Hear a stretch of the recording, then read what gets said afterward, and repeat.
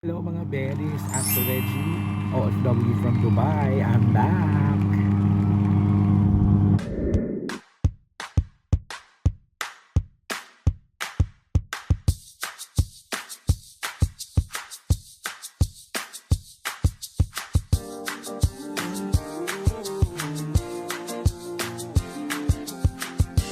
Woke up on a Saturday morning, hoping that you had called me.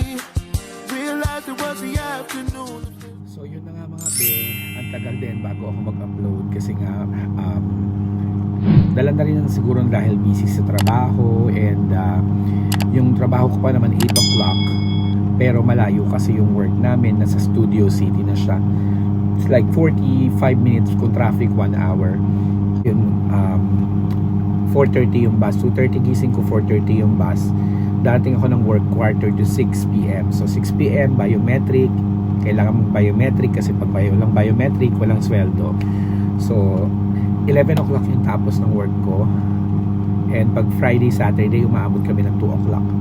So nakakauwi ako 3 or 3:30 ganon. So ayan, busy lang talaga, kaya naman sorry naman mga be, kasi ang dami nga nagtatanong bakit hindi na raw ako nagbablog at nag-aantay din naman silang manood. Hindi naman ako ganun kadaming nanonood, pero at least thank you sa mga nanonood at nagtitake ng time panoorin itong aking content. Thank you from the bottom of my heart.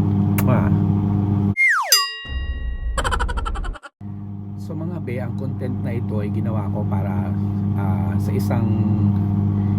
isang pangyayari dito sa Dubai na talagang ikinalugmok ko. Hindi naman kinalugmok kasi alam kong pera lang naman yan at kikitain pa rin natin, pero malaking pera po ito. It's 300,000 pesos. Yan, na-scam po ako. So bago tayo pumunta sa kwentong yon, sa Pilipinas pa lang, way back 2008, 2006, 2007, 2008, 2009, kami yung mga taga-punchline o kami yung mga stand-up comedians, meron kami tinatawag na klang-klang. Oo. Sa Pilipinas, ito po ay powered by Pagcor. Yung mga big win, yung mga salamin nila itim-tinted, tapos may green na logo ng Pagcor. Kasi Pagcor po ang nagbibigay ng buhay sa kanila para mai-daos nila yung casino. Slot machine po siya. Ganun po yun. So after ng work namin, sabay-sabay kami, la chocolates, lating game, mga nagkaklang-klang, mga kapatid sa industriya. Ayan. So when I come here to Dubai 2009, wala naman pong casino dito kasi bawal po sa mga lokal. Sa mga dito sa Arab country, na bawal po ang mga slot machines or casino. Casino bawal po. Wala pong mga gambling dito, house or mga gambling ganyan. Wala po, kahit yung mga tong-its lang, makita ka lang dyan, mahuhuli ka, di ba? So kahit yung inuman din, bawal din. So hindi naman addict, mahilig po ako maglaro ng casino, online casino, or hindi online casino, ng big win sa Pilipinas. Actually, nung umuwi ako ng bakasyon sa Pilipinas, kasama ko yung husband ko, si Robert, nagpunta kami ng Pagcor, ng big win, ng win big, tapos naglaro kami. So nanalo naman ako noon. Nakita niya nanalo ko ng 50,000. Ng isang pindot pa lang 50,000 binigay. So the rest is history. Na-addict na ako or na-hook na ako. So dito sa Dubai, nang dumating ako 2009, December 22, I still remember that time. Alam ko pa yung oras, 11 o'clock. Wala namang casino. So eto, lumipas ang ilang taon or parang isang dekada, 10 years. After 10 years, nagkaroon na dito ng online casino. Sa Pilipinas may unang nagkaroon, tapos sumunod na rin sa Dubai na may online casino na rin. So I tried a lot of mga site nag-open ako kasi may mga friends din ako dito, mga waiters na naglalaro ng online casino. So nung naglaro sila, in-invite nila ako. Sabi niya, Reggie, marunong ka mag-casino, di ba? Nagka-casino ko sa Pilipinas, nagkikwento mo on stage, naririnig ka namin, bla bla bla. Meron akong recommend sa itong site na to, mag-login ka, mag-register ka, tapos pasukan mo lang ng pera through GCash. That's why kumuha na rin ako ng GCash sa isang telepono ko. Ayan. So ayan, naglaro na rin ako. Unang laro ko, I put 1,500 pesos in dirhams. 100 dirhams siya. 100 dirhams converted to pesos, is 1,500 pesos. So lahat yun nilagay ko sa machine and naglaro ako. Siguro ang bet ko ng 10 pesos, if I can still recall, 10 pesos. So unang laro ko, syempre meron tayong sinasabing beginner's luck.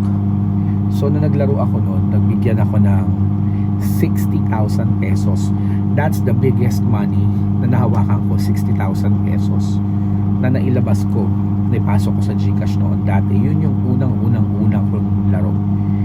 And I'm so happy kasi parang wow, parang sa Pilipinas ako, parang hindi nakaalis ito, meron na pala dito, di ba? And alam niyo naman dito sa Dubai, kahit papaano mura yung mga bilihin, yung mga lobster, yung mga king crab, makakain mo lang siya sa murang halaga. Sa Pilipinas kasi ang mamahal na mga ganyan, di ba? Kaya dito, mas gusto ko ngayon namin, mga OFW usually, gusto namin sa Dubai. The hardest lang is malayo tayo kami sa aming mga family, but still, gusto namin din sa Dubai kasi syempre, mura dito yung mga bilihin. Plus, meron na rin online casino. That's the story. Diyan tayo tatalon. So after ng tama ko ng 60,000, parang china-challenge ko yung sarili ko na sana mas malaki pa yung makuha ko, yung 60,000, yung 60,000 pesos ko maging 90 or 100 ganun. So I keep on playing hanggang sa nalagpasan ko nga siya. Nirekomenda sa akin yung friend ko ng mga site. So inopen ko, 3 site ang inopen ko. It's, papakita ko sa inyo dito sa gilid ng screen. It's Me77, tapos yung isa JL7, and yung pangatlo yung CC, tapos Z as in CC, as in cat, and zebra. So doon ako sa CC naglaro. Hindi, sa Me7 muna pala bago tayo pumunta doon. Sa Me77 naglaro ako. Tuwama ako ng 240,000 pesos. So that time nakuha ko naman siya. Actually I have a problem nga kasi yung GCash ko nasa siguro, di ba meron siyang limitation na 100,000 lang siya pwede mong ipasok yung limit. So siguro nasa, ang naipasok ko sa GCash ko mga 15,000 na lang. 15,000 out of the 240,000 pesos. 15,000 lang napasok ko, and the rest napasok ko sa Paymaya ko kasi may Paymaya din ako. Kasi nga napupuno madalas yung aking GCash na nagiging 100,000 siya. Tapos mag-open ulit siya, ma-open ulit yun, mawawala yung ano niya, yung limit niya pag umabot ka na ng isang buwan. So dalawang account ko, Paymaya and GCash. Suma total na ilabas ko lahat ng pera, 15,000 sa GCash, and the rest is Paymaya. And that time, nasa isip ko, higitan pa siya. Nakuha ko yung 240 sa Me777. Ngayon naglaro ako sa CCCC. Ito na yung story. Naglaro po ako dyan. Una nagbet ako ng, ang pera ko lang 200. It all started in 200 pesos lang. As in 200 pesos. Would you believe that? Yung 200 ko, dahil nasa work ako, pauwi na ako, naglalaro ako dahil inaantay ko yung bus. Tumama siya, nakapuno ako, nagbingo, naging 4,000. O eto na, 4,000. Then tumakbo na ako sa bus, nag-stop ako ng paglalaro dahil I need to go to the bus. I need to run to the bus para mahabol ko siya at makasakay ako at makauwi ako. Pag uwi ko, ubad lang akong damit, malagay lang ako ng aking bathrobe kasi pag uuwi ako, usually ito lang yung suot ko, bathrobe. Ayan, ito lang, palaging itong bathrobe na black. Actually, black and white yung ating bathrobe. Paborito ko lang to kasi big size. Ayoko nang masikip. Ayoko nang, dahil nga sa nagkakaedad na tayo, ayaw natin ng mga body fit, no? So, ito na ang ginagamit ko ngayon. But let's go back to the story. So, gusto kong nahigitan. So, naglaro ako sa Me77 to make the story short. Naglaro ako dyan. Pag uwi ko nga dito, itiniretso ko yung laro. Doon na dire-diretso. Yung 4,000 ko, naging 12,000. Nakapuno. Di syempre, pag malaki ang pera mo at malaki na rin yung pondo mo, 12,000. From 12 pesos na bet ko, tinaas ko siya ng 20. So, nag-20 na ako ng bet. So, nakapuno pa rin ako. Tapos, may jackpot pa. So, yung ano ko, naging 12,000 ko, naging 28,000. Yan na, dumalalaki na siya. Sabi ko, 28,000 na yung pera ko. Bakit hindi ako mag-100 ng bet? So, nag-100 ako ng bet. Eto na, nakapuno na naman ako. Pag nakapuno ka, 100 yung bet, 37,000 yun yung pag napuno mo. So nakuha ko yung 37,000 plus may bonus pa. Plus yung bonus, nakakuha din ng malaki. May multiplier, tapos nag-multiply siya ngayon. So yung 37,000, umabot siya ng 60. 60, tsaka yung 28 ko pa pinagsama mo, nasa almost 90. So 90,000 na yung pera ko. Sabi ko, sige pa, mag-stay lang ako sa 100 na bet and I will continue. So continue rin ako hanggang sa nakakapuno ako or nakukuha ko yung perimeter. Yung perimeter yung parang big picture frame. Yung buong gilid, yung ito, yung yan, ganyan. Nalagyan ko ng bola yan, taas na yan. Tsaka ito, yan. Perimeter o big picture frame kung tawagin. Pag nakuha mo yan, may bonus. Yung bonus may multiplier dito, tapos dito yung tinatamaan mong pattern nandito. So may amount siya. Hanggang sa umabot na nga siya ng 300,000 para pahabain, no? Natin pahabain, umabot siya ng 300,000. So, puno na po yung GCash ko. Ay hindi, may GCash pala ako doon. 3 yung GCash account ko doon. Tapos isang Paymaya. Sa CZ na apps, 5 account lang po na pwede mong pag-withdraw ng pera. And 5 na po yung aking 4 lang po yung isang account para sa bangko. If you have a bank account, kailangan mo siya ilagay doon. Pero dapat yung bank account mo galing Pilipinas like BDO, Land Bank, PNB, mga ganon. Mga ganyan, mga bangko sa Pilipinas, hindi bangko dito. Kasi nga GCash, di ba? So Pilipinas dapat yung bangko. Wala akong BDO dito, hindi pa ako nakapag-open account. So siguro napatagal ko siya ng mga 2 days. 2 days kinabukasan, syempre papasok ako, nandun pa rin yung 300,000 ko. So ako kampante naman yung loob ko na nandun lang yung pera at mahuhod at hindi naman siya mawawala. The second day, andun pa rin siya. So nagtrabaho ako. Pag uwi ko dito kinagabihan after ng work, madaling araw, in short, pag check ko, dahil nanonood ako ng YouTube pag dumarating, wala na po yung 300,000. Minessage ko ngayon yung center nila na kung saan pwede ka mag-help, yung service center nila, at minessage ko, sabi ko, syempre English, why you guys get my money? Why did you get my money? That's my winning money. That's the 300,000 pesos. Tapos sabi niya meron daw anomaly,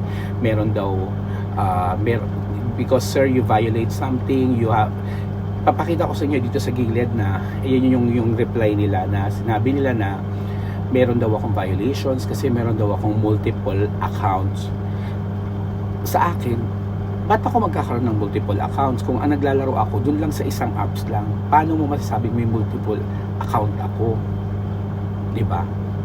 Kinuha mo yung pera ko kasi gusto mo, you want to scam me. Gusto nyo akong scamin para sa pinag-interesan nyo yung 300,000 pesos. Sabi ko, bakit?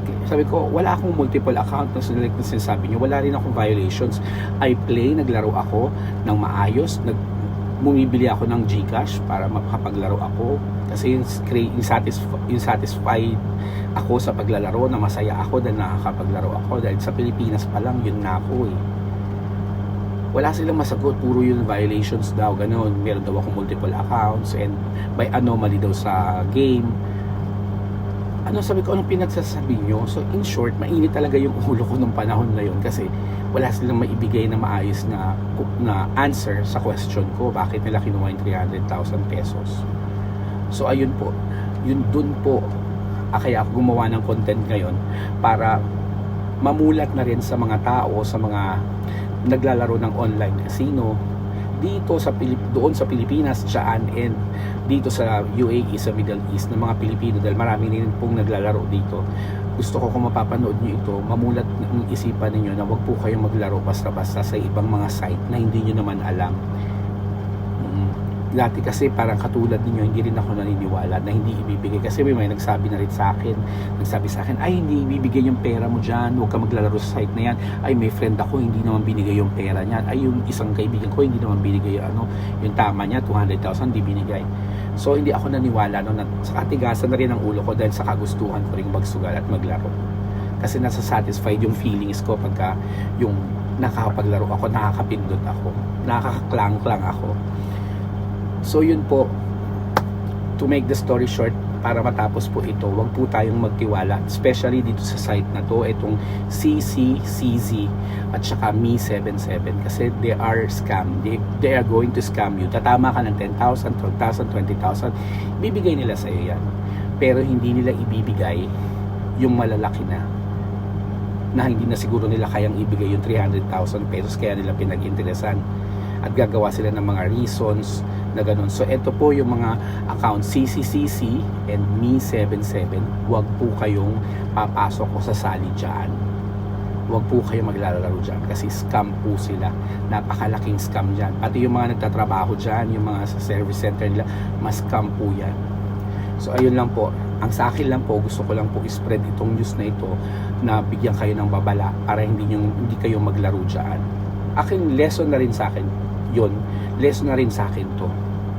Kaya gusto kong i-share sa inyo, pero hindi pa rin ako maaawat kasi ito ako I'm enjoying playing online casino. I'm still playing up to now, pero naglalaro ako sa pamangkin ko kung saan trusted ko yung mga tao sa Pilipinas. Pamangkin ko ang naghahawak nung casino, online casino, sa pamangkin ko. So mas okay sa akin ng ganito na kilala ko yung tao, na katulad ng isang araw na kapag cash out ako ng 5,000 pesos, nakuha ko sa bingo, o di binigay nila sa akin kaagad, diba? Ganun kabilis. Maglaro tayo, kung gusto natin maglaro, walang pumipigil, pero dapat alam nyo yung sarili, yung try nyong i-control, especially pag nanalo na kayo, control, wag lahat buhos or wag lahat taya. So iwas lang po tayo sa mga masasamang tao, sa masasamang loob na mapagsamantala, especially sa ating mga OFW na mahilig mag-casino, mag-online casino. Tandaan nyo, ang sugal ay sugal, diba? Merong nananalo, meron natatalo. So pag nananalo, okay. Pag natatalo, stop muna. Pahinga ka muna 2 days. After 2 days, you play again. That's it. And ayun lang. Yun lang masasabi ko, mag-ingat sa mga scam. So ayan mga bet, thank you so much for watching. Kung nagustuhan niyo po itong vlog na ito, please don't forget to like, comment, share, and subscribe para bongga tayo, di ba? At dumami ang ating mga Bebe Squad. And don't forget to hit the notification bell para update kayo sa susunod mga upload, di ba? Kung meron pang susunod. Okay? Don't forget to drink your water mga bebe ha, kasi especially sa mga kababayan ko dito sa Middle East, sa Dubai o kahit saan mang part ng UAE na uminom ng tubig kasi nga baka ma-dehydrate tayo dahil nga sa sobrang init ngayon. Pag lumabas ka, ang dami, it will lead to anything like heart attack, yung mga kahit anong sakit dahil sa cost ng init na pwede ka nang magluto ng itlog sa labas. So mga bebe, thank you so much. Don't forget, life is better when we stick together. Bye! Love you, miss you, I miss you. Hi, shout out kay Kat.